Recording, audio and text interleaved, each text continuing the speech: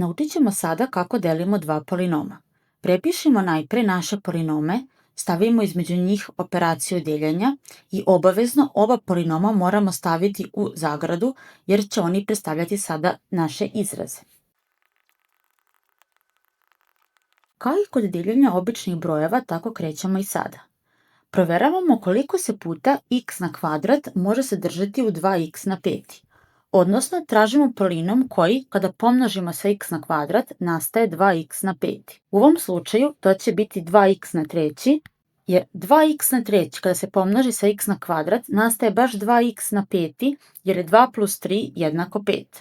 Sada, taj novi polinom koji smo dobili množimo sa svakim članom polinoma q i rezultate pišemo ispod polinoma p redom. 2x na treći puta x na kvadrat, rekli smo da je 2x na peti. 2x na treći puta minus 3x, znamo da je minus 6x na četvrti. I minus 2x na treći puta 2 je 4x na treći. Sada biramo dva načina koji ćemo srediti ovaj polinom. Možemo od gornjeg polinoma oduzeti donji, ili možemo jednostavno promeniti znake na novom polinomu tako da budu suprotni, a onda sabrati gornji sa donjim. Uradit ćemo na drugi način. Dakle, možemo ispod svakog koeficijenta napisati mali novi znak, odnosno ako smo imali dvojku, stavljamo ispred minus da znamo da je to minus 2. Ako smo imali minus 6, stavljamo plus da znamo da je sad to plus 6.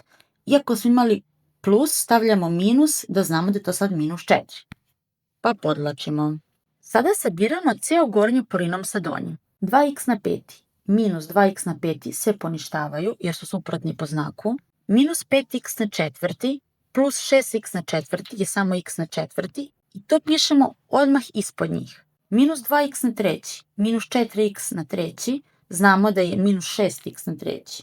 Zatim prepišemo sve preostale. Sada ponovo proveravamo. Koliko se puta x na kvadrat sadrži u x na četvrti? Odnosno, kojim brojem, kojim polinomom množimo x na kvadrat da dobijemo x na četvrti?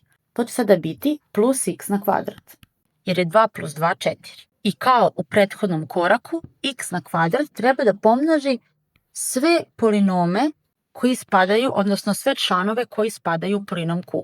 X na kvadrat puta x na kvadrat je x na četvrti. X na kvadrat minus 3x na kvadrat je minus 3x na treći. I x na kvadrat puta 2 je 2x na kvadrat.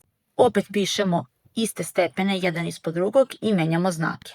Nakon sabiranja dobijemo, pa ponovimo opet postupak, koliko se puta x na kvadrat sadrži u minus 3x na treći. Sadrži se minus 3x puta, jer minus 3x puta x na kvadrat daje nam baš minus 3x na treći. Pa ponovimo postupak. Radimo ponovo istu stvar, koliko se puta x na kvadrat sadrži u x na kvadrat, pa samo jednom.